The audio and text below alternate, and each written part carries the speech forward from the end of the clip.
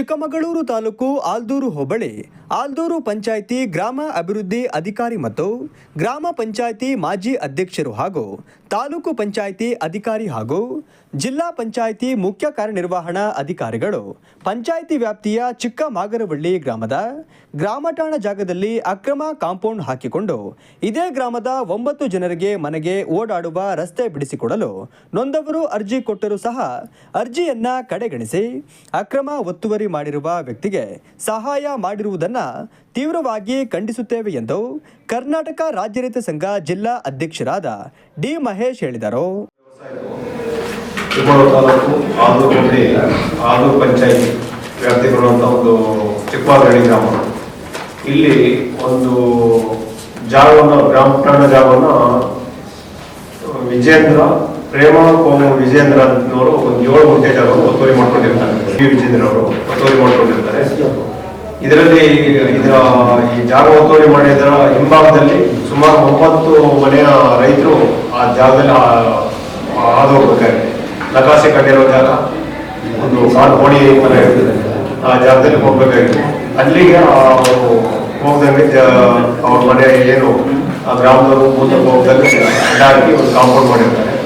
ಈ ವಿಚಾರವಾಗಿ ಈ ನೊಂದ ಹೇಮಂತ್ ಅವರು ಗ್ರಾಮಾಭಿವೃದ್ಧಿ ಅಧಿಕಾರಿಗೆ ಮತ್ತು ಗ್ರಾಮ ಪಂಚಾಯತಿಯ ಹಿಂದಿನ ಅಧ್ಯಕ್ಷರೇನಿದ್ದಾರೆ ಅವರಿಗೆ ಒಂದು ಅರ್ಜಿ ಕೊಟ್ಟು ನಮ್ಮ ಮನೆಗಳಿಗೆ ಓಡಾಟ ಮಾಡೋಕ್ಕೆ ತೊಂದರೆ ಆಗ್ತದೆ, ಅಕ್ರಮ ಕಾಂಪೌಂಡ್ ಮಾಡಿದ್ರಲ್ಲ, ಈ ಕಾಂಪೌಂಡ್ ಒಳಗಡೆ ನಮ್ಮ ಕೆಲವು ಮನೆಗಳು ಹಳೆ ಮನೆಯ ಒಂದು ಜಾಗನೂ ಕೂಡ ಇದೆ, ಅದು ಗ್ರಾಮ ಪಂಚಾಯತಿ ನೋಂದಣಿ ಆಗಿದೆ ಅಂತ ಒಂದು ಅರ್ಜಿ ಕೊಡ್ತಾರೆ.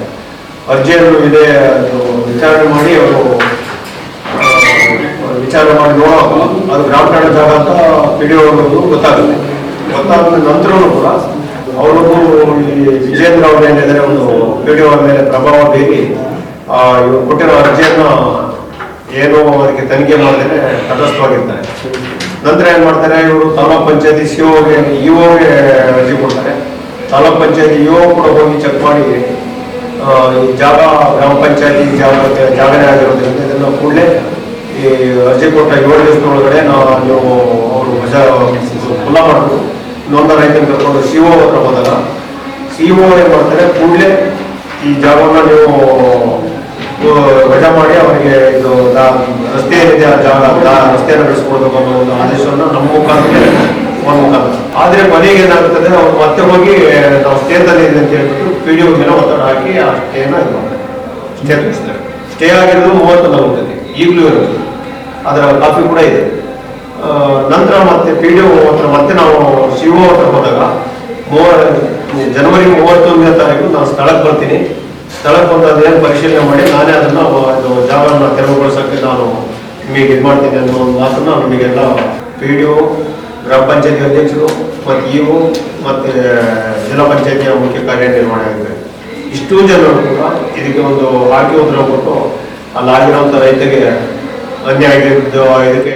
ಸುದ್ದಿಗೋಷ್ಠಿಯಲ್ಲಿ ಮಾತನಾಡಿದ ಅವರು, ಅರ್ಜಿದಾರರು ನಮಗೆ ತಿರುಗಾಡಲು ತೊಂದರೆಯಾಗುತ್ತಿದೆ ಹಾಗೂ ತುರ್ತು ಚಿಕಿತ್ಸೆಗೆ ಮತ್ತು ಯಾವುದೇ ಶುಭ ಕಾರ್ಯವಾದರೆ ಓಡಾಡಲು ತುಂಬಾ ತೊಂದರೆಯಾಗುತ್ತಿದ್ದು ರಸ್ತೆ ವ್ಯವಸ್ಥೆ ಕಲ್ಪಿಸಿಕೊಡಿ ಎಂದು ಹಲವು ಬಾರಿ ಮನವಿ ಸಲ್ಲಿಸಿದರೂ ಸಹ ಯಾವುದೇ ಪ್ರಯೋಜನವಾಗಿಲ್ಲ, ನಿರ್ಲಕ್ಷ್ಯ ಧೋರಣೆ ತೋರುತ್ತಿದ್ದಾರೆ ಎಂದರು. ಸ್ಥಳ ಪರಿಶೀಲನೆ ಮಾಡಿ ಗ್ರಾಮಸ್ಥರು 4 ಜನ ಕೇಳಿಬಿಟ್ಟು ಇದು ಗ್ರಾಮಠಾಣ ಜಾಗ ಹೌದು, 5-6 ಮನೆಗಳಿಗೆ ತಿರುಗಾಡಕ್ಕೆ ತೊಂದರೆ ಆಗಿದೆ ಅನ್ನೋಂಥ ರಿಪೋರ್ಟ್ನ ಕೊಡ್ತಾರೆ. ಆ ರಿಪೋರ್ಟ್ನ ತನಿಖೆ ಮಾಡಿಬಿಟ್ಟು ಮತ್ತೆ ಕುಂದುಕೊರತೆ ನಿವಾರಣಾ ಪ್ರಾಧಿಕಾರದಿಂದ 3/9/2025ಕ್ಕೆ ಆದೇಶ ಬರುತ್ತೆ ಸರ್.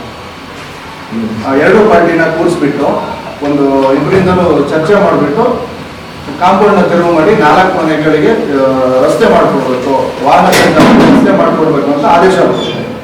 ಆಲ್ರೆಡಿ ಫಸ್ಟೇ ಒಂದು ಸರ್ವೆ ಮಾಡ್ಕೊಂಡು ಹೋಗಿದ್ದಾರೆ ಸರ್. ಅಲ್ಲಿಂದ ಒಂದ್ಸಲ ಸರ್ವೆ ಎಲ್ಲ ಮಾಡಿಬಿಟ್ಟು ರಿಪೋರ್ಟ್ ಎಲ್ಲ ತಗೊಂಡು ಹೋಗಿದ್ದಾರೆ. ಇದು ಗ್ರಾಮಠಾಣ ಜಾಗ ಅಂತ ನಿರ್ಣಯ ಮಾಡಿರ್ತಾರೆ.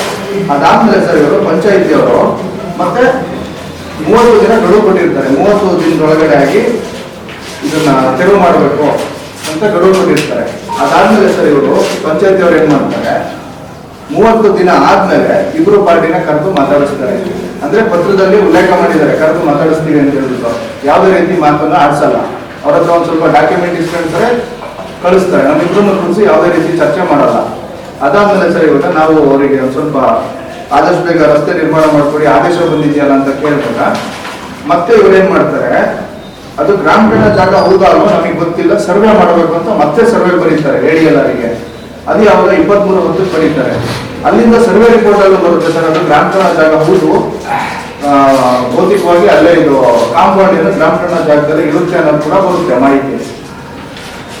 ಅದಾದ್ಮೇಲೆ ಸರ್ ಇಲ್ಲಿ ಮಾಹಿತಿ ಆಕ್ಟಲ್ಲಿ CB ವಿಜೇಂದ್ರ ಅವರು 36/46ಕ್ಕೆ ಇವತ್ತಿಗೂ ಕನ್ಯಾಯ ಕಟ್ಕೊಂಡು ಬರ್ತಿರುವಂತ ಪ್ರೂಫ್ ಇದೆ, ಇದು ಕೂಡ ಬರುತ್ತೆ. ಕುಂದುಕೊರತೆ ಆದೇಶಕ್ಕೆ ಪ್ರತಿಕ್ರಿಯೆಯಾಗಿ ಯುವ ಸರ್ ಕೂಡ ಇದೇನಿದೆ ಗಮನಿಸ್ಬಿಟ್ಟು ಕಾಂಪೌಂಡ್ ತೆರವು ಮಾಡಿ ಅಂತೇಳಿ ಪಂಚಾಯತಿಗೆ ಆದೇಶ ಕಳಿಸ್ತಾರೆ. ಇದನ್ನ ಕಾಂಪೌಂಡ್ ನೀವೇ ತೆರವು ಮಾಡ್ಕೋಬೇಕು, 7 ದಿನ ಗಡುವು ಕೊಡ್ತಾರೆ. ಕಾಂಪೌಂಡ್ ನೀವೇ ತೆರವು ಮಾಡ್ಕೋಬೇಕು, ಇಲ್ಲವಾದಲ್ಲಿ ತೆರಿಗೆ ರೂಪದಲ್ಲಿ ಕಂದಾಯ ವಸೂಲಿ ಮಾಡಿಬಿಟ್ಟು ನಾವೇ ತೆರವುಗೊಳಿಸ್ತೀವಿ. ಸುದ್ದಿಗೋಷ್ಠಿಯಲ್ಲಿ ಬಸವರಾಜು, ಕುಮಾರಸ್ವಾಮಿ, ಯುವರಾಜ್, ಜೀವನ್ ಉಪಸ್ಥಿತರಿದ್ದರು.